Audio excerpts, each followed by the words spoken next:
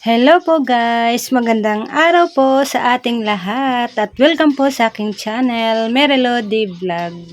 So guys, ito nga ang aga-aga pa lang ay gising na yung aking assistant. Talaga naman. Sabi ko nga sa kanya, dapat matulog lang siya kasi nga walang pasok sa school para makakabawi.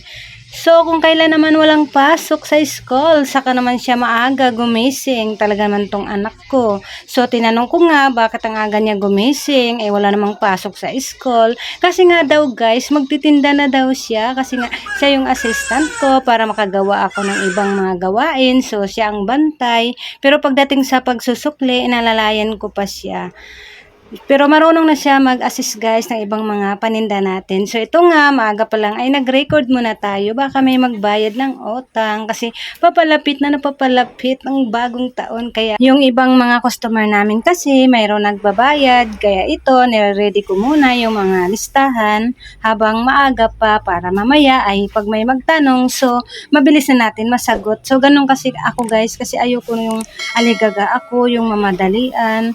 Siyempre habang walang mga nagsibilihan pa, so magagawa natin yung dapat nating gawin. So ito nga yung aking anak dahil nga nasira nga yung cellphone niya guys, kaya ang ginagawa na lang niya ay tumutulong dito sa pagtitinda. Pero nung may cellphone pa siya, halos maghapon din na nakatutok siya sa cellphone niya, kaya napaisip tuloy ako kung bibilhan ko pa ba siya. Pero hindi naman siya nagpabili guys, kahit mayroon siyang pera.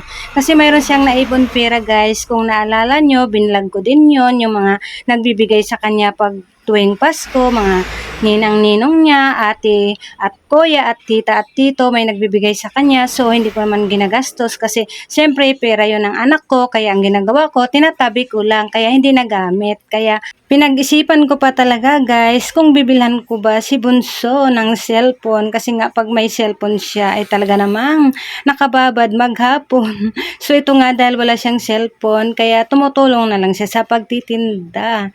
At ayan nga, magagalit pa nga siya pag ako ang mag-assist sa customer. Gusto niya siya lang ang mag-assist. Natuwa naman ako dito sa aking anak kasi nga ayaw ko nga pag sa sigarilyo, ayaw ko siya palapitin kasi nga ang baho ng sigarilyo. So minsan gusto niya siyang mag-asikaso kaya pinabayaan ko na lang. Basta sabi ko naman sa kanya pag may mag-yusi ay lalayo siya kasi bawal yun guys na makaamoy tayo ng yusi, di ba? Ingat na ingat tayo pero nagtitinda lang tayo ng yusi pero ayaw na ayaw talaga natin ng usok, kahit sino naman ayaw ng usok. Pero dapat nga hindi tayo nagpapasindi kaso yung mga suki talaga natin nagsisindi sila, kaya ayan, pag magsindi sila ay lumalayo na lang talaga. Pinapalayo ko na lang talaga ang aking anak kasi ayoko din siya makaamoy ng usok kasi nga ito gusto niya magtinda.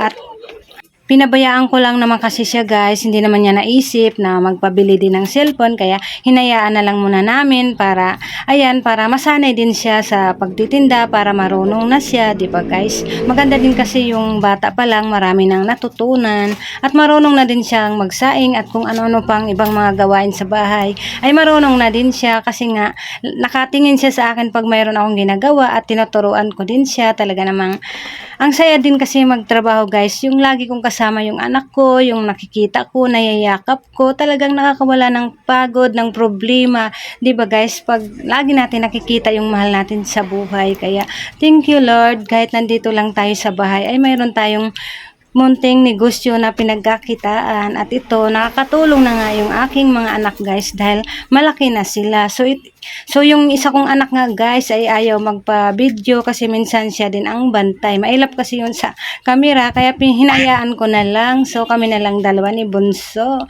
Talaga naman nakakatuwa pag ganito yung ating mga anak.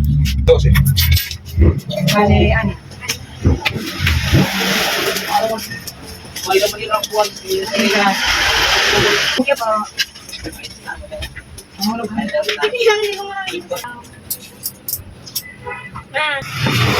Ano guys, alam niyo ba guys, sinabi ko sa anak ko.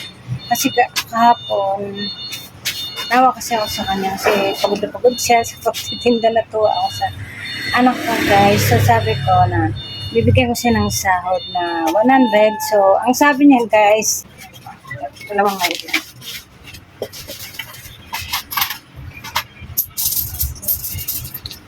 Ang good ah. Ang sabi ng anak ko guys, 20 daw ang sabi niya isang araw. Kasi baka daw malugi ang ating tindahan pag 100 lang. Ito sabi natin Kasi sa alam kanya. ko kung ilan yung tubo. Kasi alam naman daw niya kung ano lang yung tubo natin sa ating mga paninda. Piso-piso lang daw, kaya okay na daw yung 20. Sabi ng anak ko guys, kagabi. 20 daw sa kanya guys, pero di pa niya kinuha.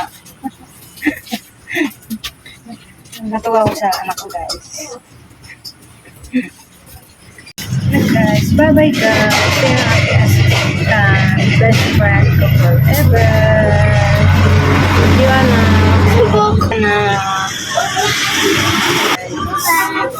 Bye-bye.